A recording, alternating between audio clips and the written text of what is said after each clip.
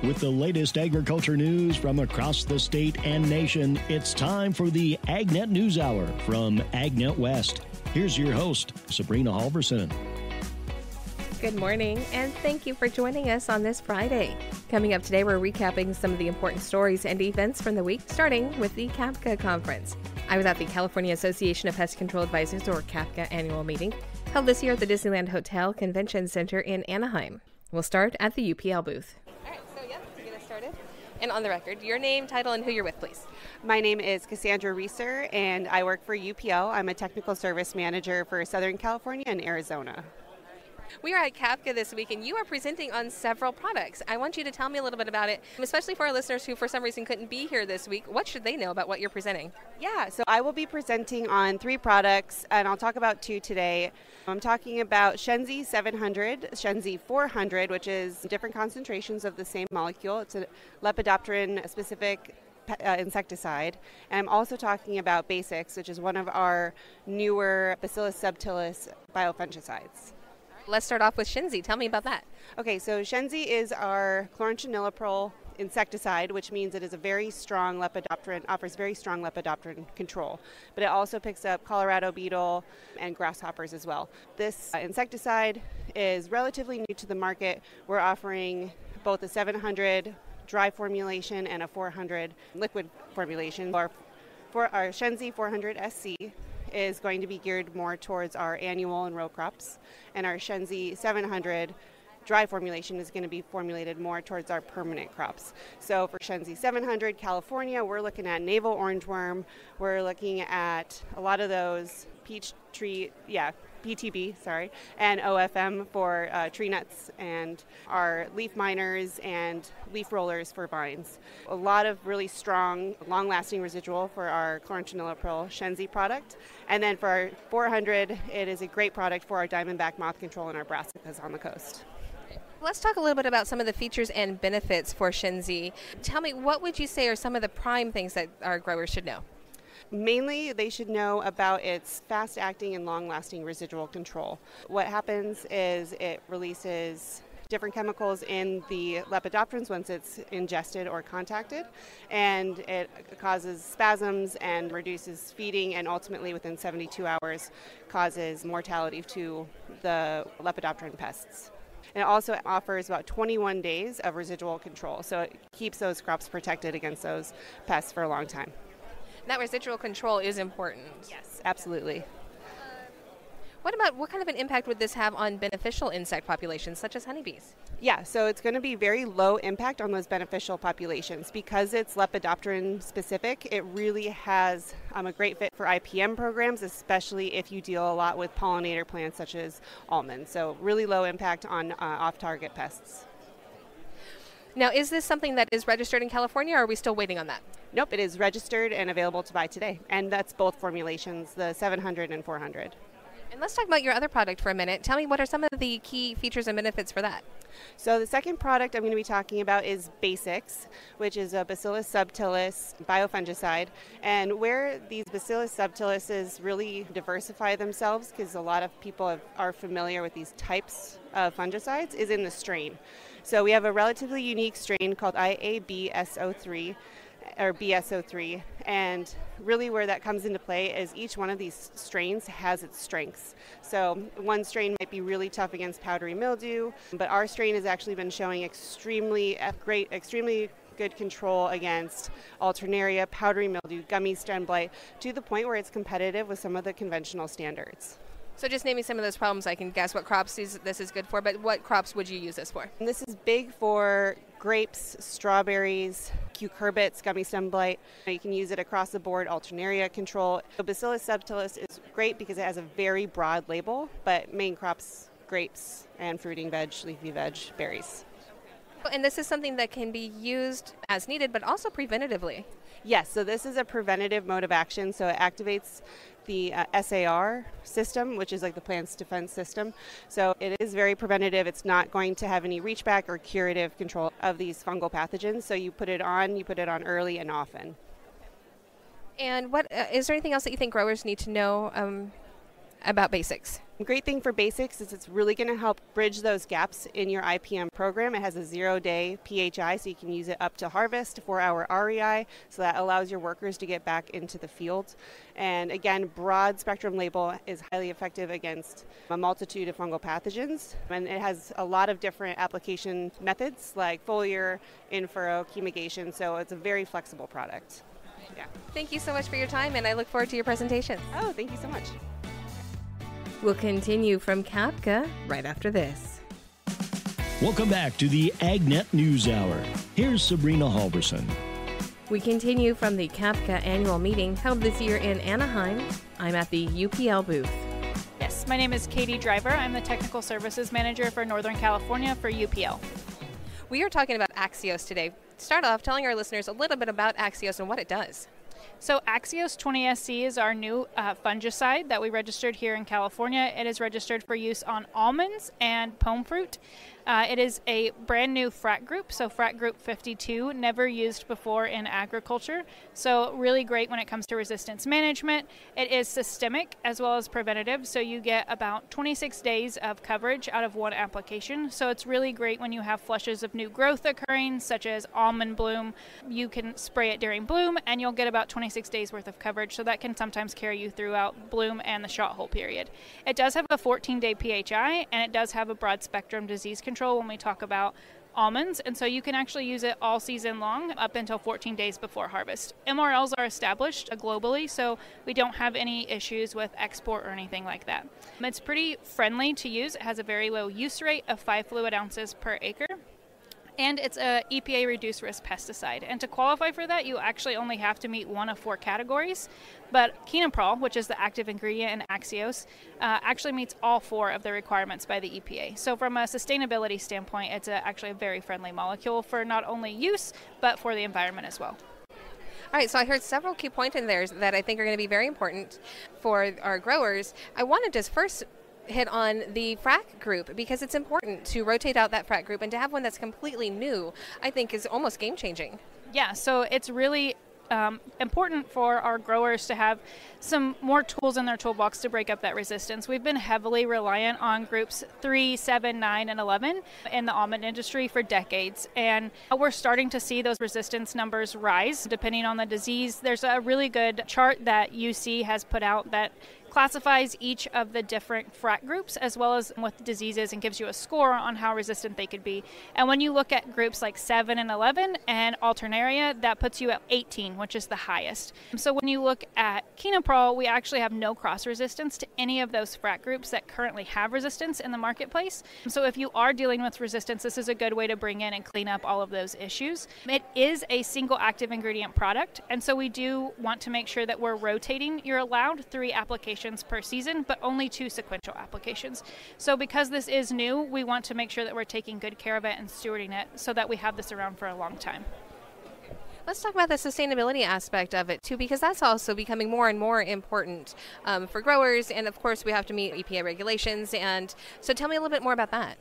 So from a sustainability standpoint, it is photodegraded very quickly in the environment, but it's absorbed rapidly by the plant. So you're getting it into the plant where you actually need that coverage, that protection, but you're not having any off-target implications. So it's actually very friendly to the environment from that standpoint. It is very low risk to bees, but obviously we always recommend sustainable practices when it comes to bees and not spraying when they're actively foraging, but there's minimal risk to bees as well. So it is actually very friendly to the environment, and again, because it is a low use rate of 5 fluid ounces per acre, it's not only easy on the environment, but it's easy on growers and mixers and loaders because you have very little to load in your tank. And would that also mean there's less that you have to purchase as well because you're not using so much? Yeah, so because of that low use rate, you're not having to handle as much material. That is less work when you're mixing loads, but it's also less cleanup when you're done because you have less material, less recycling that has to be done with those jugs when you're done at the end of your application. So all of that, very important. It adds to the ease of use, I would think, for it as well.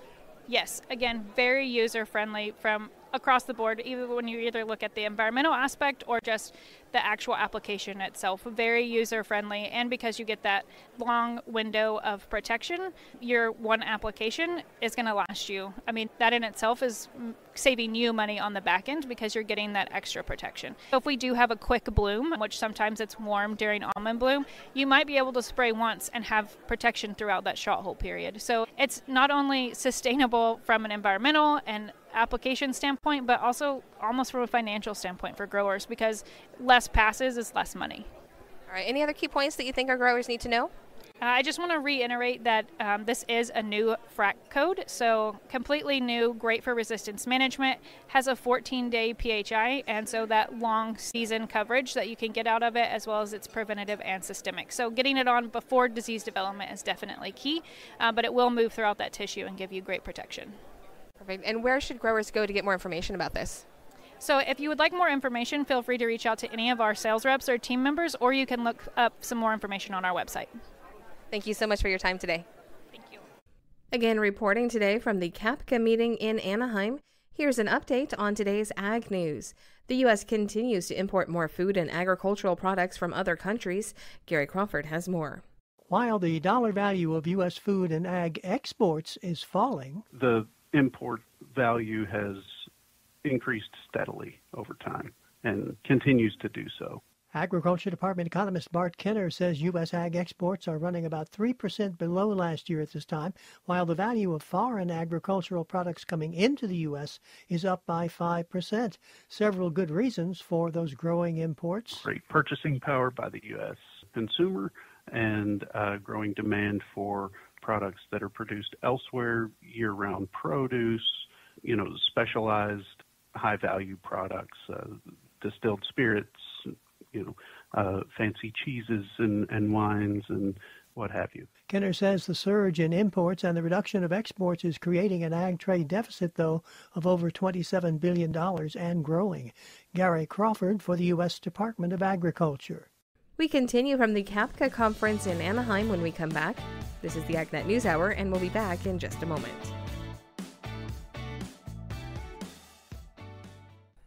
This segment is brought to you by Live Earth Products. To get to know a little more about Live Earth Products, we're talking on the phone today with Vice President Russell Taylor.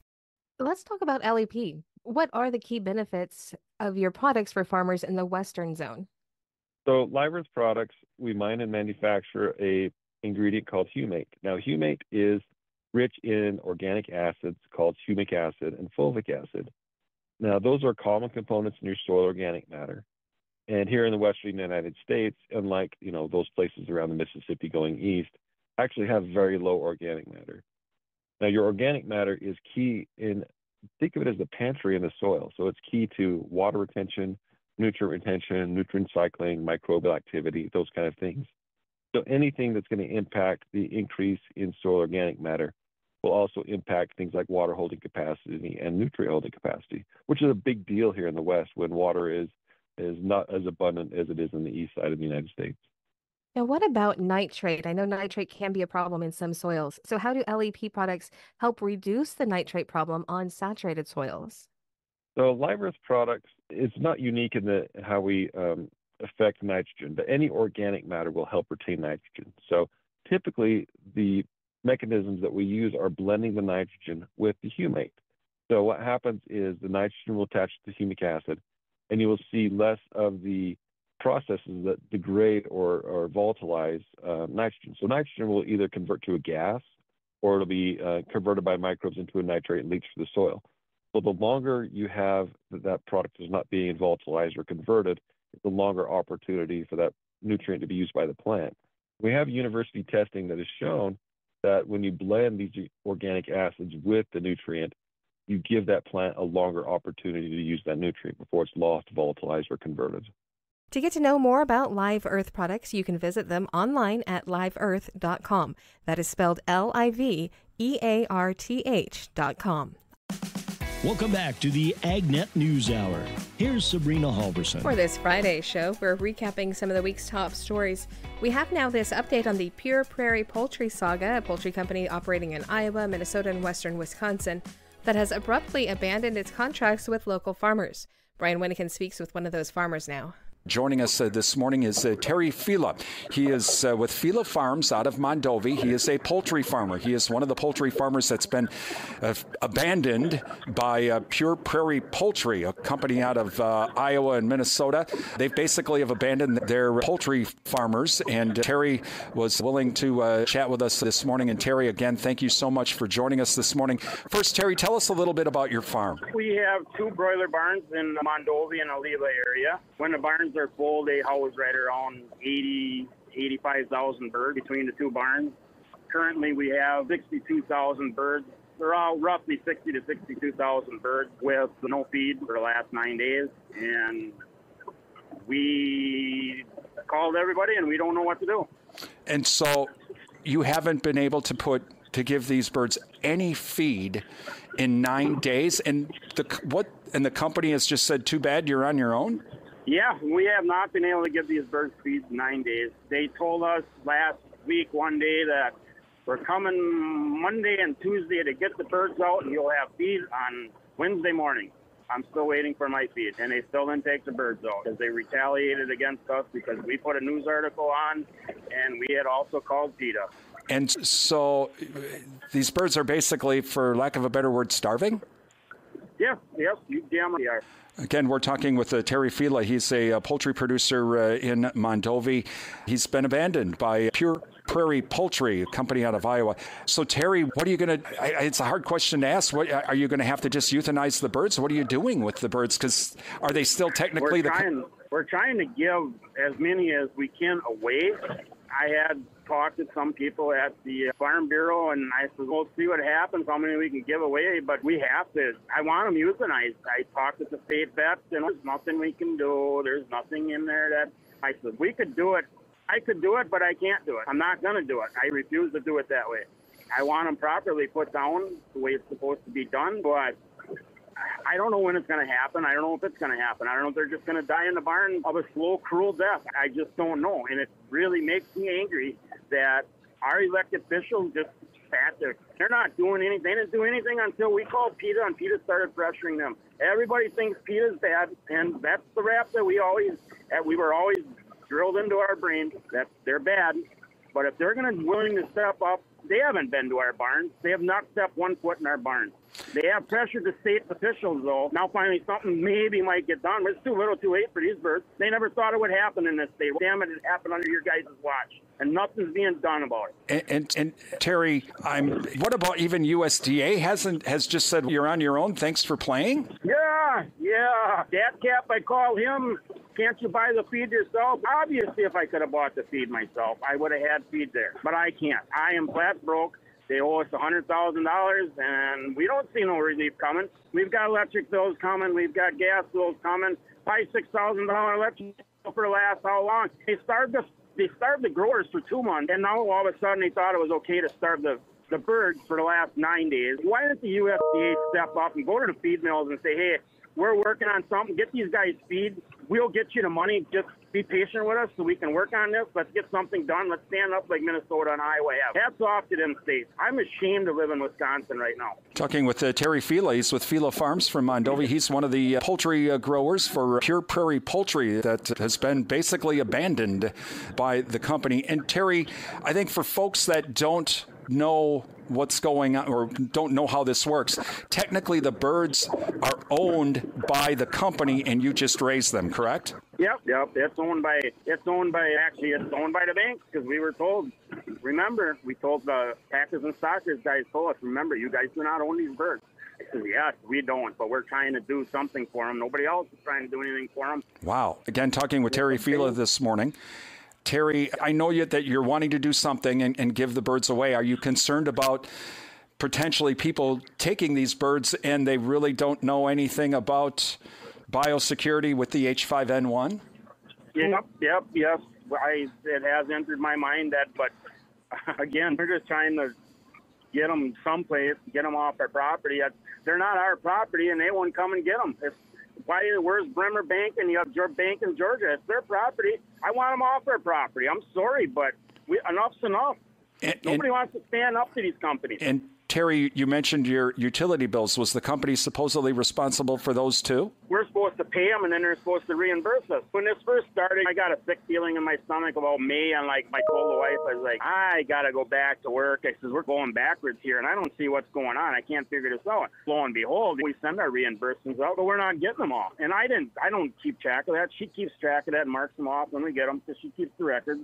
And I'm like, something's that, and we're just going, seems like we're going backwards, and we shouldn't. There's no reason we should be going backwards. Terry. Yeah, and they're supposed to reimburse us, but if you're not, they weren't. Wow. So, Terry, how are you and your wife and your family doing? Obviously, you must be under an incredible amount of stress at the moment. I'm surprised I'm not crying yet on this interview. I really am. It's been very stressful mentally, physically. The young guys, the two young guys, they looked at me yesterday, said, "Did birds leave, Terry?" I said, "No." And the little guy just put his head down and shook it. And I'm like, "I'm sorry, guys. I'm trying to do everything I can."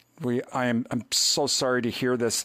Terry, I know that there are people listening to this interview right now that are saying, okay, if you need feed, can we just go to the feed store and we'll buy some feed and bring it over? But that's just 80,000 birds or 60,000 birds. Brian showing up with a pickup truck of some bags of feed isn't going to work, is it?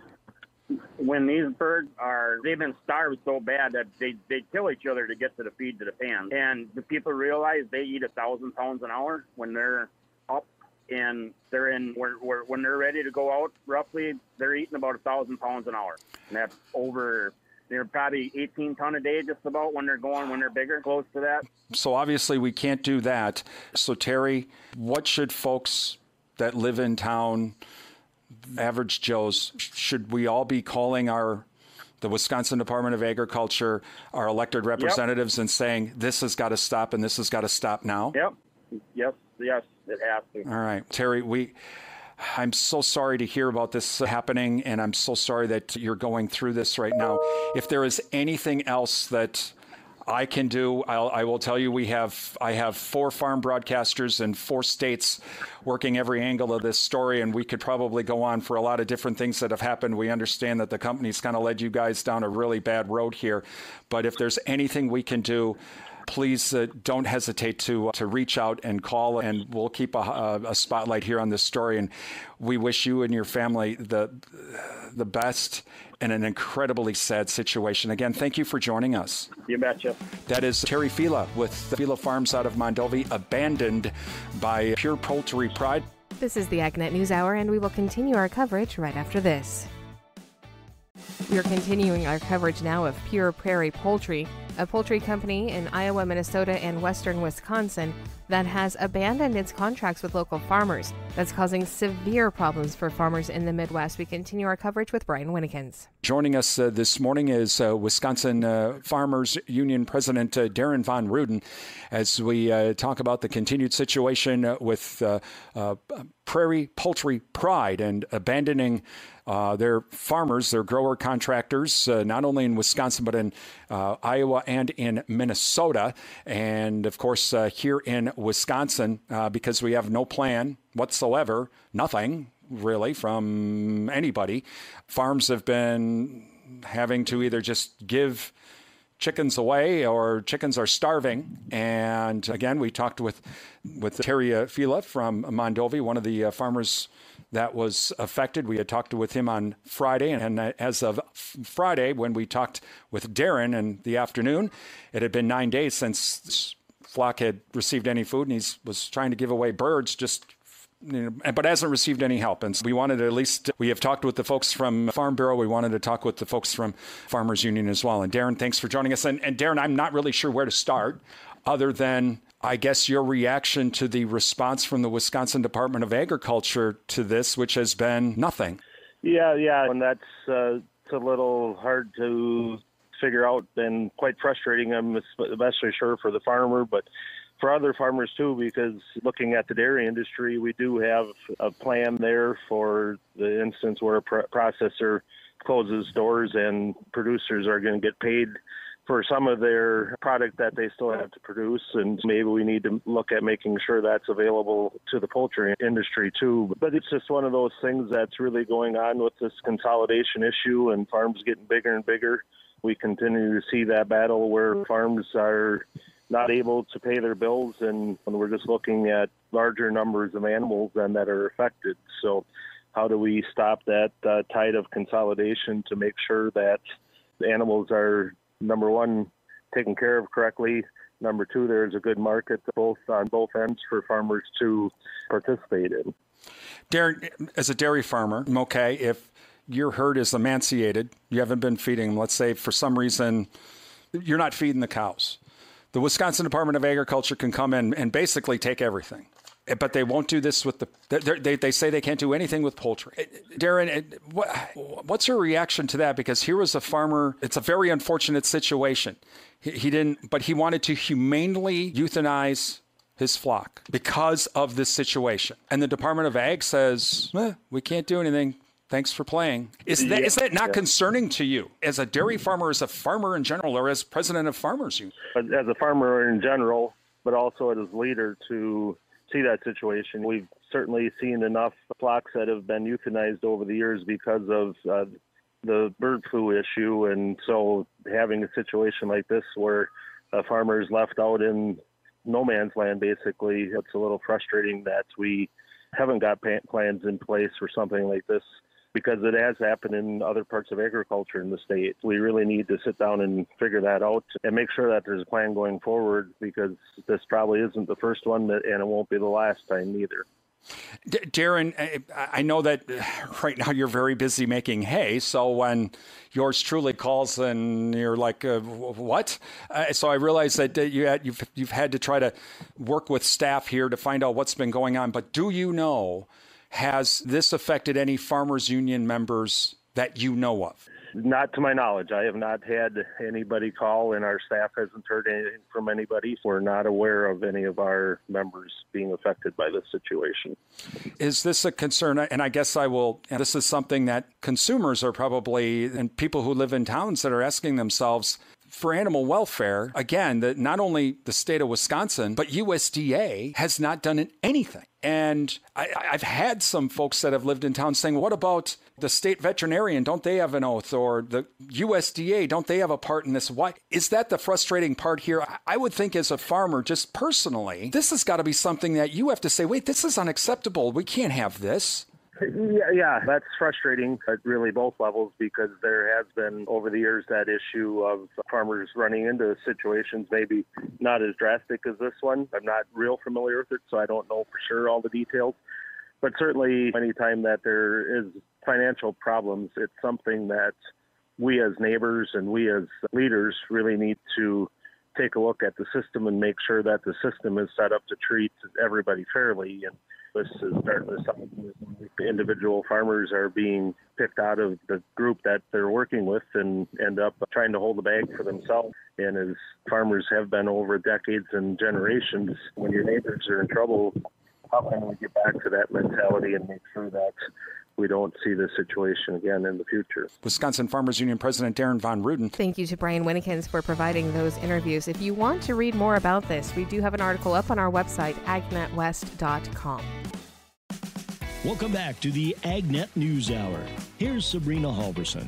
I was out at the San Luis Obispo Farmers Market last night, and it really brought home the context of this next story. Farmers markets draw farmers and ranchers, vendors, consumers, and community to the venue itself as part of a social and economic opportunity. So what is it that draws us all there?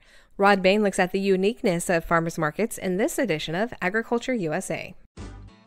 The fun, the food, the exploration of a farmer's market. Whether it's a brief walk in your community or in a neighboring area a short drive away. There are over 8,000 farmers markets across the country. They're everywhere from inner cities and suburbs to also small towns and rural communities. And Agriculture Department Undersecretary for Marketing and Regulatory Programs Jenny Moffitt says what makes each farmer's market unique is the diversity of local food products and merchandise, the event-style excitement, and the social atmosphere created.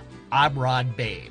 Coming up, a stroll through various aspects of farmers markets in this edition of Agriculture USA. Yes, Jenny Moffett has a soft spot for farmers markets. As USDA's Undersecretary for Marketing and Regulatory Programs, the Agricultural Marketing Service and farmers markets fall under her oversight. But beyond that, whether it is the USDA Farmers Market on the National Mall in Washington, D.C. It's a great opportunity to showcase what farmers markets can do as far as providing a venue for producers to sell their product, but also educational information too for consumers to learn about how to prepare and cook product, the health and nutritional aspects, and then of course a lot of fun, just community atmosphere as well. Or a farmers market in her hometown of Davis, California. And I heard from them that actually they are the top economic driver in the downtown core of Davis. She recognizes what's unique about farmers markets is that there's no cookie cutter form of a farmers market, as they vary by location,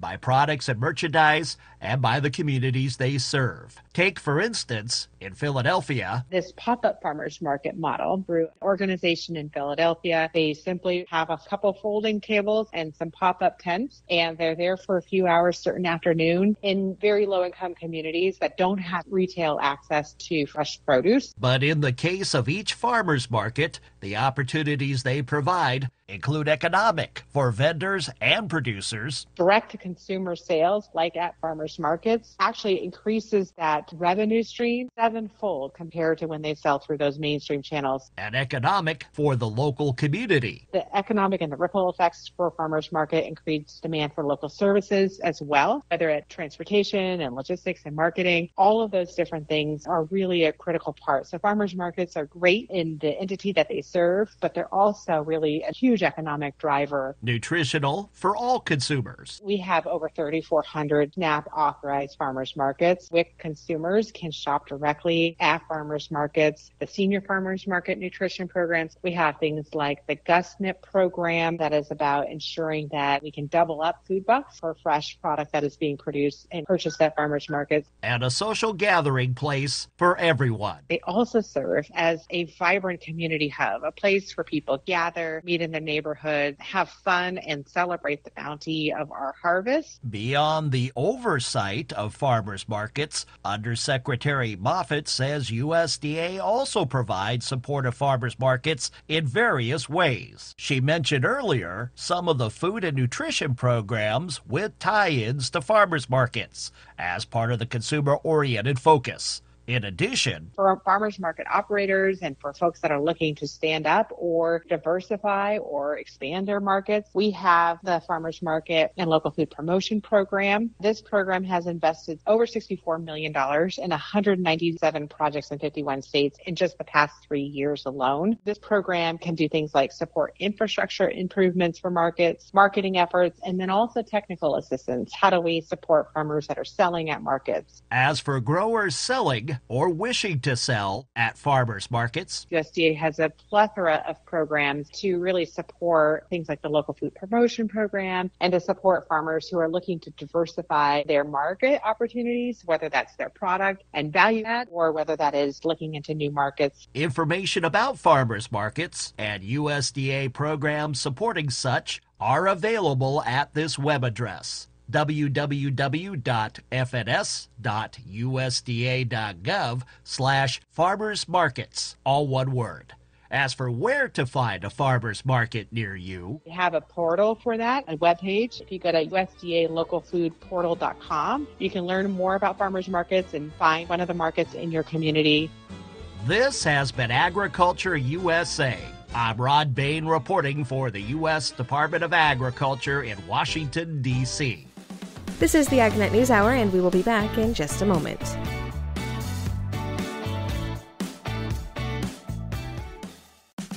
Welcome back to the AgNet News Hour. Here's Sabrina Halverson. Wrapping up the day with more ag news for you. USDA's recent set of fair and competitive market announcements include a 3-part strategy designed to make germplasm research and the seeds they produce more available for development.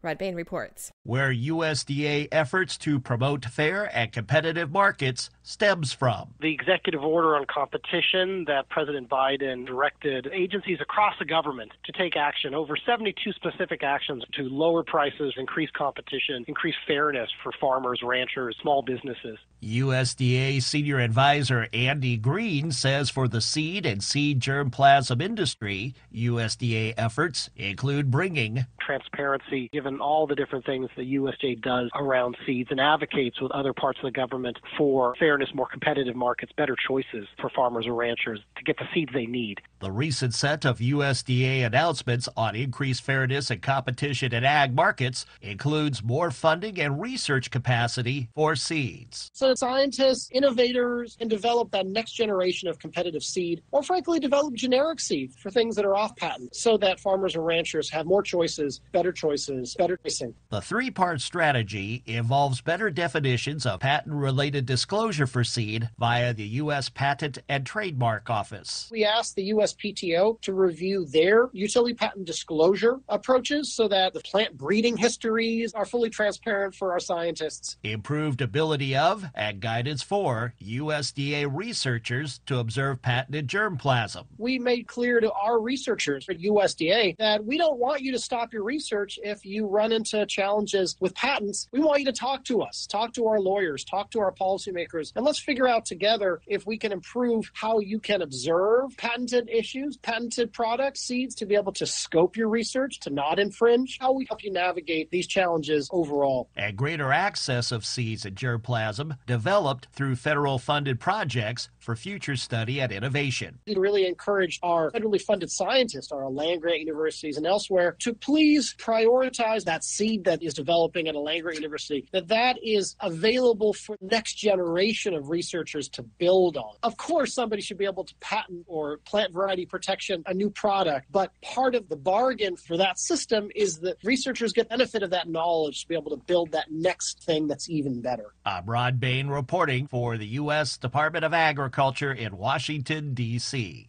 Well, since I married a man from North Dakota, I learned that there is a potluck season. And this is it. It's the fall. Fellow farm broadcaster Gary Crawford also knows about potluck season and has this report about how to help make sure that that dinner doesn't make someone sick.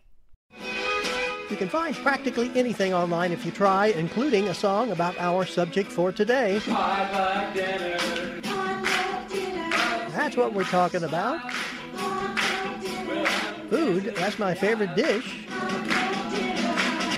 This is the time of year for them, and in fact, I attended a small one at my church a few days ago, actually a potluck lunch, and what a spread to choose from. We've got some hot barbecue sausages, we've got quiche, we've got chicken salad, we've got ham sandwiches, we have broccoli salad, we have shrimp, fruit, muffins. And on and on and on. That's Pat Dodson. She heads up the women's group here at the church and also coordinates the potluck meals that the group has. And with food coming in from lots of different people, it's a big responsibility because, as one food safety expert told us, there have been outbreaks of foodborne illness that have happened because of potlucks, because food safety wasn't taken into consideration as best as possible. That's Meredith Carruthers, a food safety expert with the U.S. Department of Agriculture's Meat and Poultry Hotline, the number of which we'll give you in a minute. And yes, there are food-related illness outbreaks traced back to potluck meals, some of them quite large outbreaks. However, I feel pretty good about this one being run by you, Pat Dodson. This group pretty much has been doing it for probably 25 years. And we, to my knowledge, have never had an issue. Not a single problem. Nope, not aware of any problems at all. Oh, that's pretty good. Then you must know most of the rules about keeping perishable cold foods cold and hot foods hot and all of that, right? Yeah, for example, when we came early to set up, we had things in the refrigerator. We didn't bring them out when we got here at 9:30. So they've been in the fridge or in the warmer until now. Oh, I see. And how long, will these foods be kept out here on this serving table? I don't know the science on it, but I know it's not supposed to be out more than a couple of hours. Okay, well, let's get the science on that from Meredith right now. I understand it's all about bacteria, keeping them from multiplying to dangerous levels. We know that below 40 degrees or so, they just sit there. No funny business going on below 40 degrees. As you get above that 40-degree temperature range, you're essentially creating an environment where they can start to multiply. If bacteria start to multiply to dangerous levels, they can create heat-resistant toxins that, if you try to reheat food later, won't go away, and those, if you eat them, could make you sick.